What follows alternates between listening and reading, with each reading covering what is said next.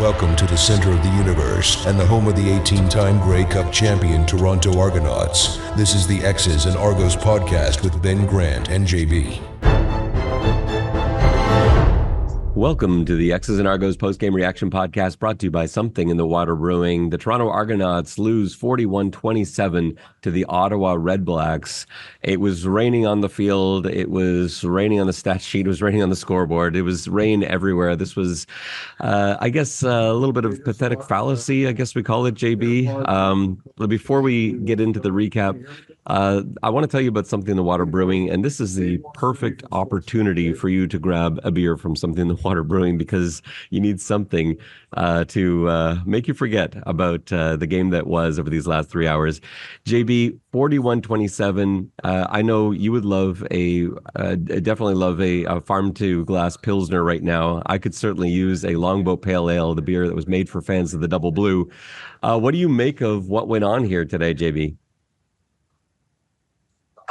Look, obviously, first things first, honor is due. Ottawa played incredibly well. Ottawa is very good at home.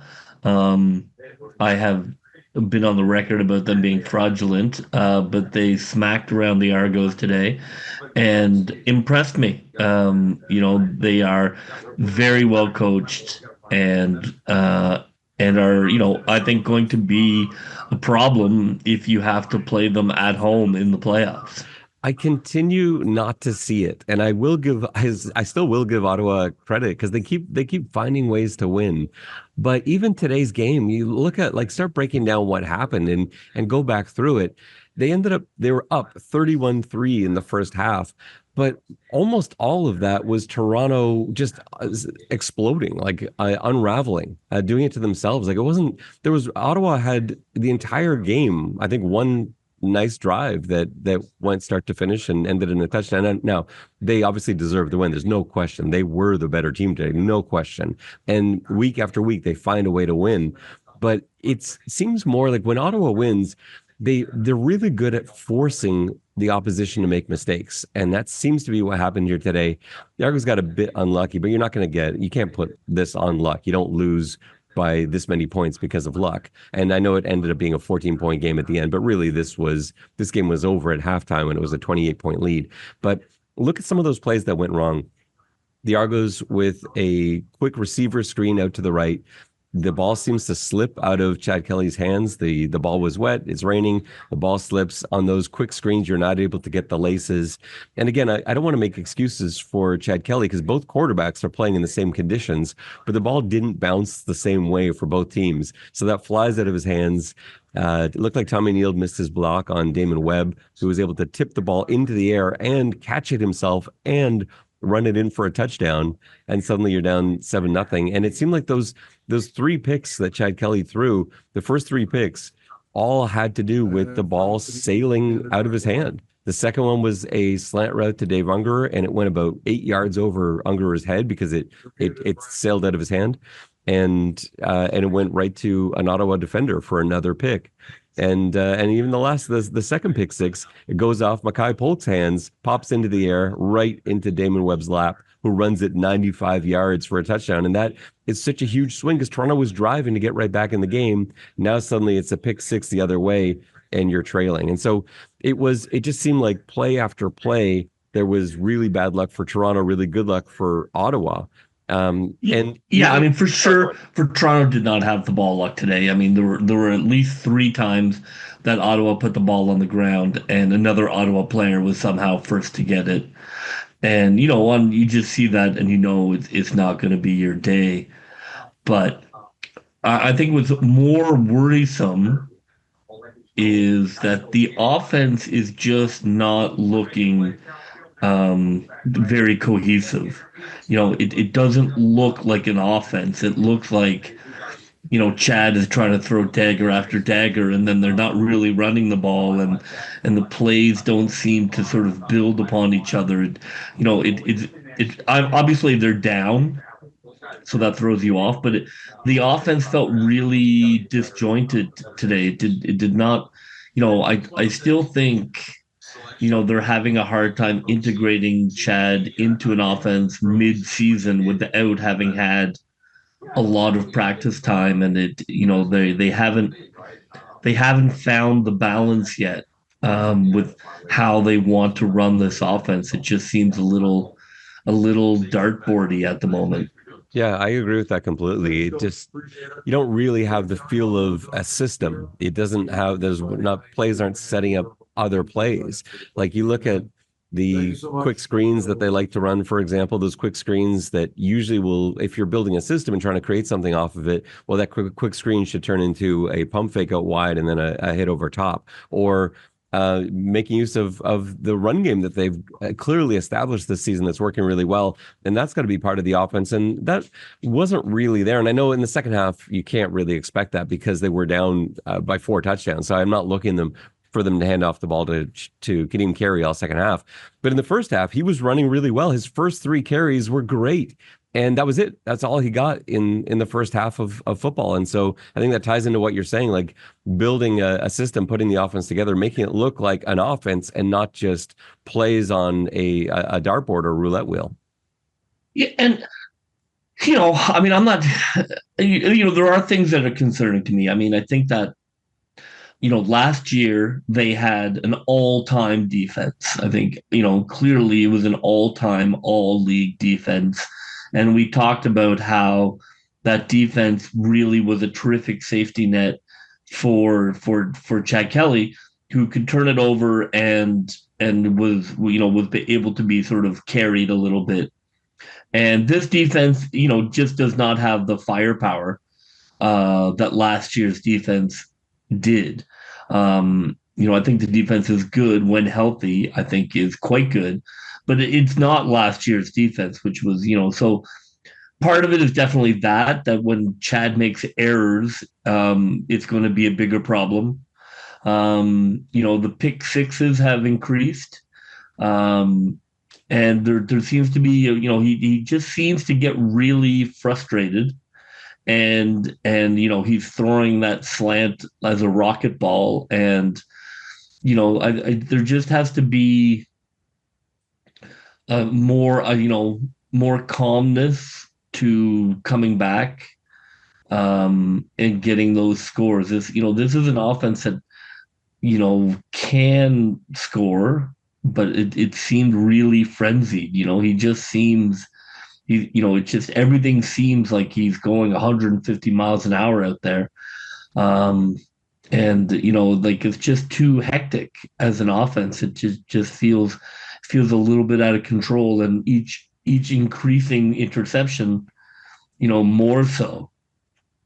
And I think a big problem here, and maybe why this is like, I think what we're saying, I think is correct. Like what we see, I think is correct. But I think where it may be a bit unfair is that we haven't seen a Chad Kelly game yet where they've been working under normal conditions. In all 3 games, they've been behind so early. They got down, I think it was 13-0 against Saskatchewan, 21-3 against Hamilton, and then 31-3 today against the Ottawa Redblacks. It's very tough to go out there and run your script, run your game plan when everything is going backwards at 100 miles an hour. And so maybe that's been part of it too. But yeah, it's certainly, we haven't seen the cohesion that we're hoping for. Let's look through some individual players as we kind of go through this post-game reaction wrap-up.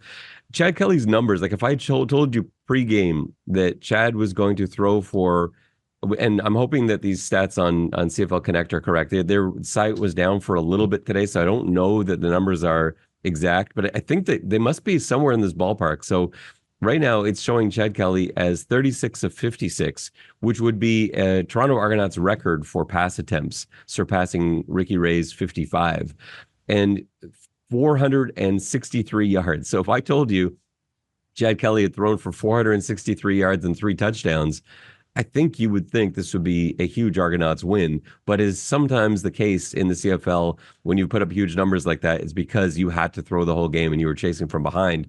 And maybe the number that's most important there that I didn't mention is the interceptions and the total 6 turnovers when you include turnover on downs. So Chad Kelly's numbers, like what did you think of his play and his decision making today? I felt like a lot of the stuff early was ball and weather related. I saw him throwing on the sideline, trying to get a feel for the ball, like in between possessions, trying to get a feel for how that ball was taking off out of his hand, because it did seem to fly on him a few times.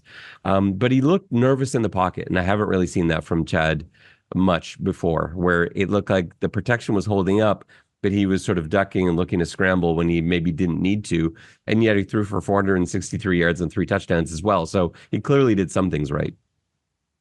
Yeah, I mean that's the hard thing. I don't want to put it all on him because look, there were problems all over the field.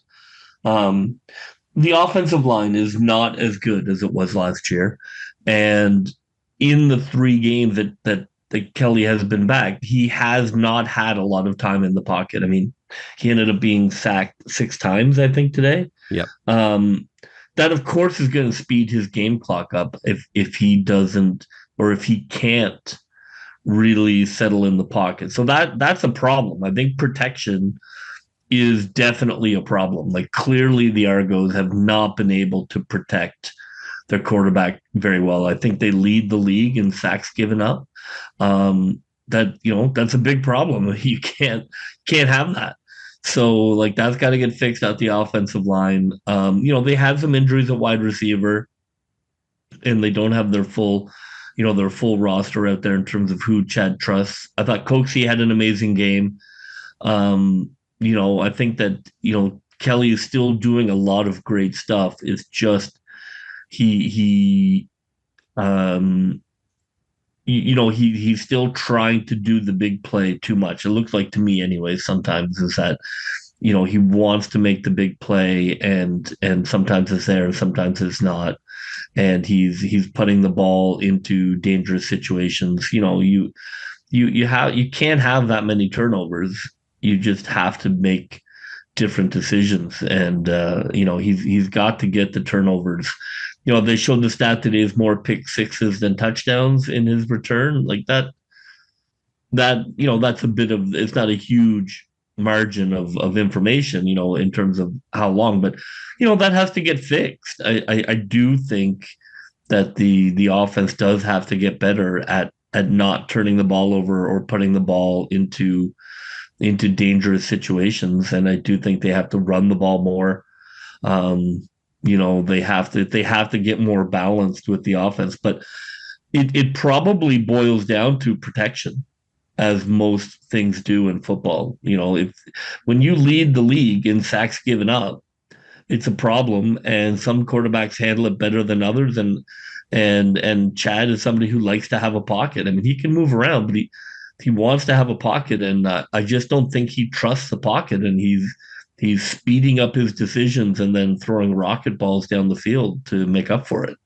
I actually thought the pass protection was pretty good last week. I thought they actually opened up windows for him to be able to see well. But today I didn't feel that. Now, again, it's on 56 passing attempts, and so on like 60 dropbacks.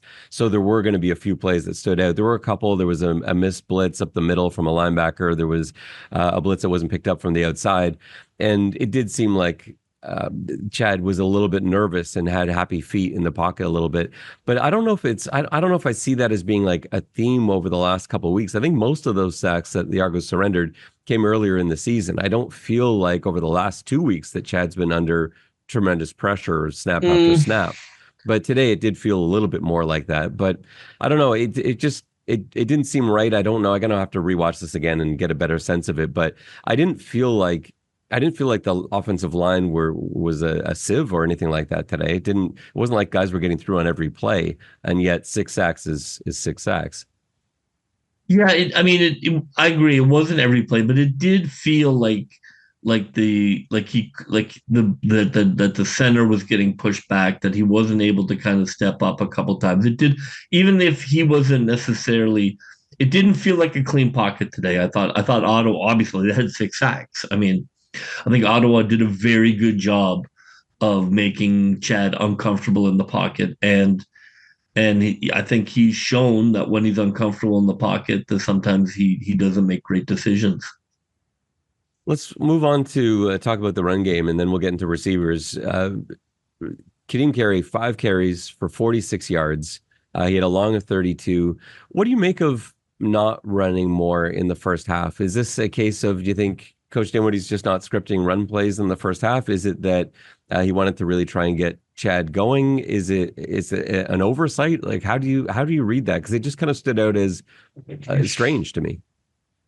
Yeah, I don't know. I mean, Carey has been really good. Um, I don't know. Obviously, when you're down in the second half, you're trying to score touchdowns. But even that, I don't think precludes, like the whole half not running the ball.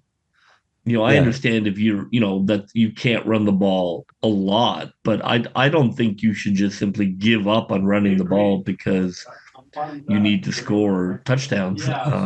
yeah. I don't know. Again, they haven't found that balance that they had with Olette when they were really cooking last year, where the run played off the pass and the two really made it dangerous.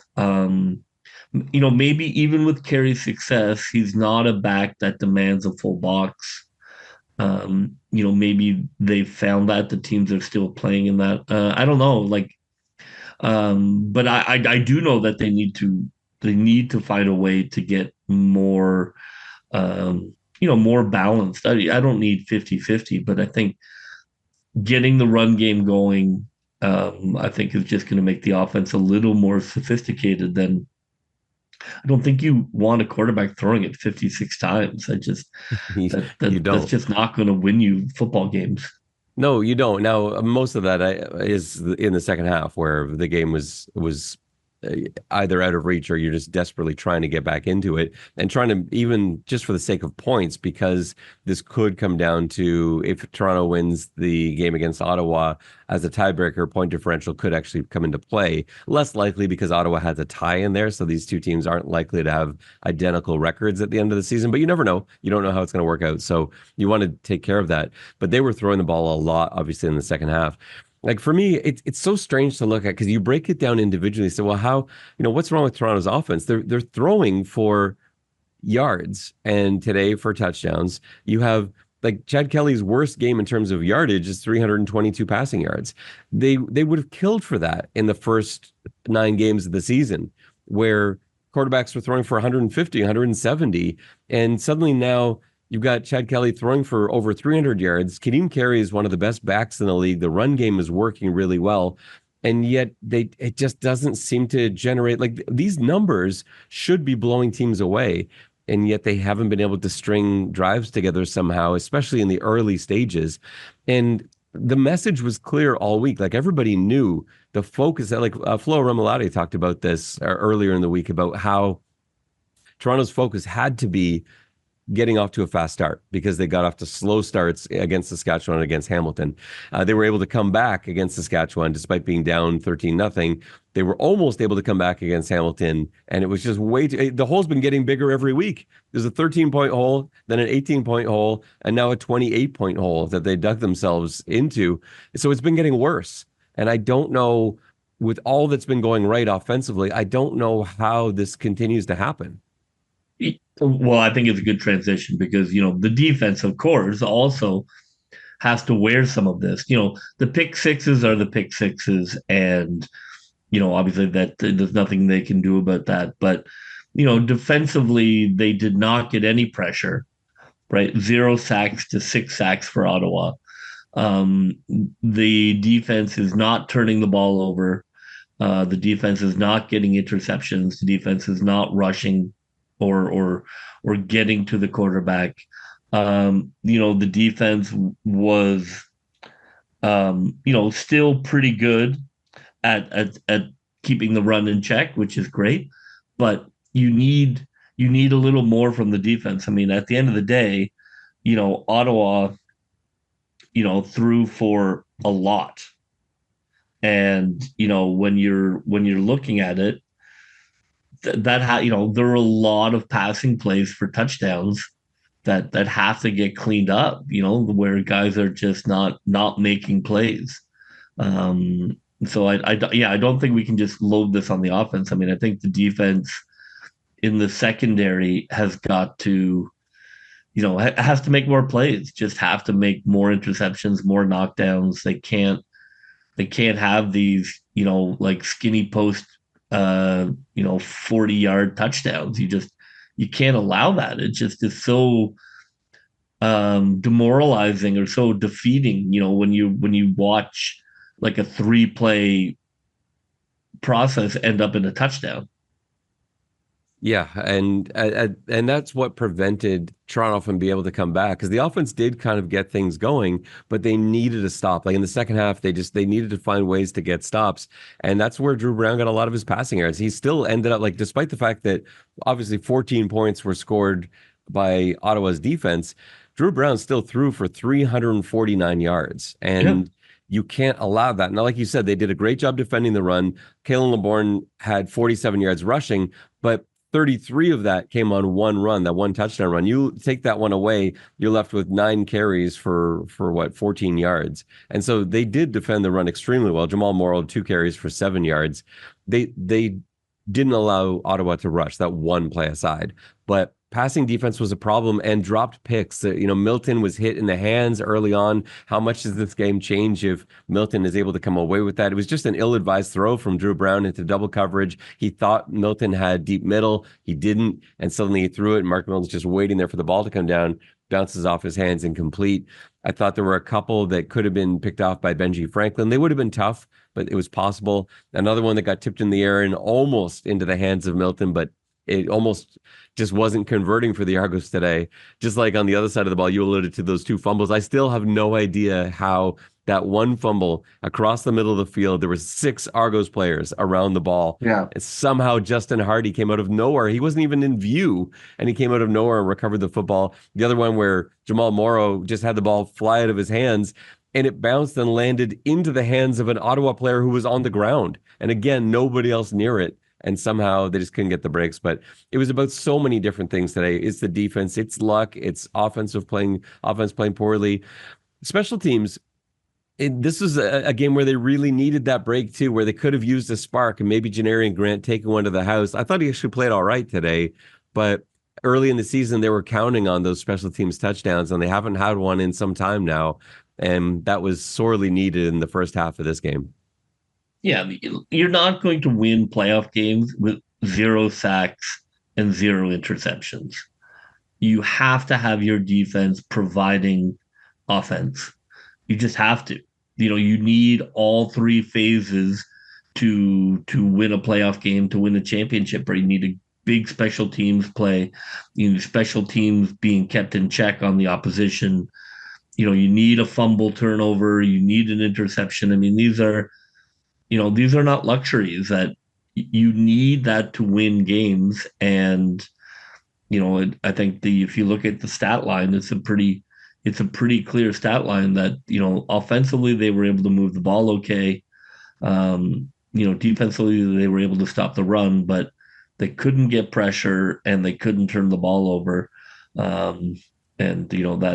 That part, was part of why they were unable to, to get back in this game, where last year the defense was so good at getting the ball back and giving Kelly and the offense another shot, that they just never got into those huge holes, because even with a pick six or an interception, there was a hold and then another hold, and the defense was able to give the ball back to the offense to try and the defense is just not that level this year. I don't, you look at who left. I mean, that's just, I don't think that's a negative comment. It's just a fact. The defense is not, as elite as it was last year. And that's going to be a challenge for the offense. They're going to have to play a little more risk adverse, because they don't have that safety net.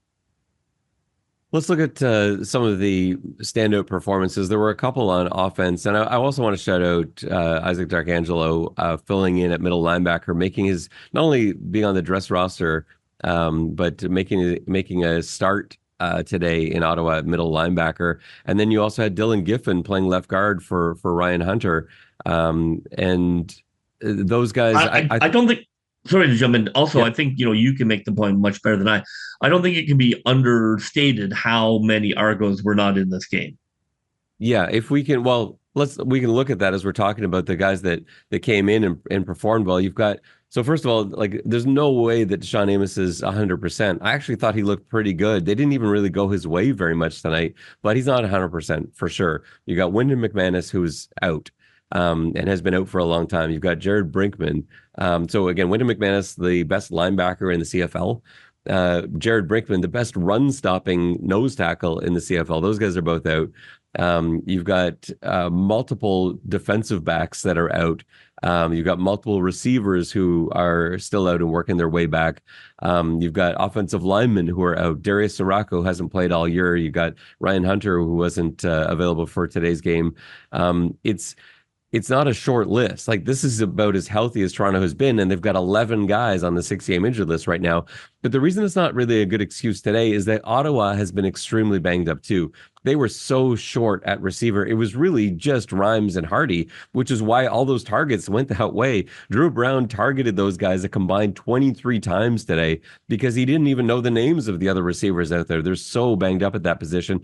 And their offensive line, they've got so many guys out of place. They've got Eric Starzala starting at center, the former Toronto draft pick, who not only couldn't crack the Toronto roster, but couldn't even get on a practice squad a few years back. And he's their starting center. They've got guys missing left, right, and center, and they were able to pass protect. They kept Drew Brown clean all night. And so the Redblacks found a way to get things done despite being injured. So I don't really want to play the injury card here, even though clearly those guys were missed.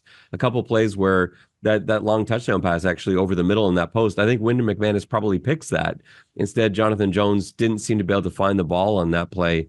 And by the time he did, it was too late. And so the injuries did play for Toronto, but I think Ottawa found a way to get past their injuries and get the job done. Toronto really missed their guys that were out today. Final stats for some of those receivers. How about Ungerer, Dave Ungerer III, 8 catches, 131 yards, had a couple of outstanding catches along the sideline. Makai Polk with that big 41-yarder early on. He had 7 catches for 105. DeMonte Coxie, 6 catches for 91 yards and 2 touchdowns. And I thought both of his touchdowns were sensational. One where he bowled over a number of defenders, juked a couple of others, stiff-armed a guy to the ground and plowed across the goal line. And then his other was a diving catch where the game's out of reach, but he's putting his body in harm's way, fully extending to make that catch to see if he can bring his team back into the game in the late stages. And that to me just shows you that the team didn't give up. And that's a positive sign that I took from the last a few minutes of this game, where it would have been very easy to just say, you know what, the game's out of reach, we're done. And yet you still had guys diving for catches, making contested plays down the sideline. So I think there is something to be said for that. And I think that speaks to Coach Dinwiddie too, keeping his players in the game. And even he himself, he's jumping up and down the sideline, like the game well out of reach. And they're barking at the officials. There was a missed call for Ottawa ran a play with no eligible receiver on the end of the line of scrimmage late in the game there. And they're all barking it out, pointing across the line, saying, "Where's the call there?" And they're still engaged and still in the game, and that allows players to still be engaged, still be in the game. So I do give it to the coaching staff for making their players play the full 60 minutes, even if they might have been absent for the first 30 of those when the score was working its way up to 31-3. Yeah, Coxie was player of the game. Yeah. I thought that touchdown he scored where he sort of bowled over 5 guys was incredible. Yeah. I mean, just shows you his level of compete. And most of the time, we've been very spoiled with very, very good teams who are winning a lot of football games. And to be honest, most times, teams that kind of like Saskatchewan, like Toronto is here, like teams win 1, lose 1, win 2, lose 2. End up with 10 wins. And so I think, it's not all doom and gloom, I think, for Toronto. Obviously, they can play better than they did today, and they really shot themselves in the foot. So, like, can they clean that up? That's really the question. It's not a question of Ottawa was stronger or faster or bigger or outplayed them or out-schemed them. That's not the worry. I think the worry is can Toronto find a way to not give the other team a 3-touchdown lead? My Toronto lead at halftime did not fare well today. Yeah, I forgot you made that bet. Oof. Toronto up at halftime, and they were down 28. FanDuel actually called me and laughed and then hung up. I bet. Well, it does not get any easier for the Toronto Argonauts. Their next game, Friday the 13th. Oh, your favorite. Oh, God. The trips that I have made to BC Place to watch the Argos get annihilated, it has to come to an end. I actually, honestly, this is the best I've felt going into BC in a while, because I think after a game like this, you just got embarrassed. And I know, like, the players on this team, the coaching staff here, I just can't see them allowing this to happen. BC's coming off a huge momentum building win against Montreal. They're high right now. Toronto they're going to come into that game angry. And I know I might hate myself for doing this later, but I actually feel pretty good about the Argos' chances in BC. And it's been a long time since I've been able to say that. But I think it's one of those perfect storms that is going to take place. And what better night than Friday the 13th at BC Place, the home of this year's Grey Cup, for it all to come together. Well, that will just about do it for us here on the X's and Argos post-game reaction podcast. Again, it's Ottawa 41, Toronto 27. For JB, this is Ben Grant saying so long, and may all your pre-snap reads be good ones. I'll see ya. Go, Toronto Argos, go, go, go. Pull together, fight the foe.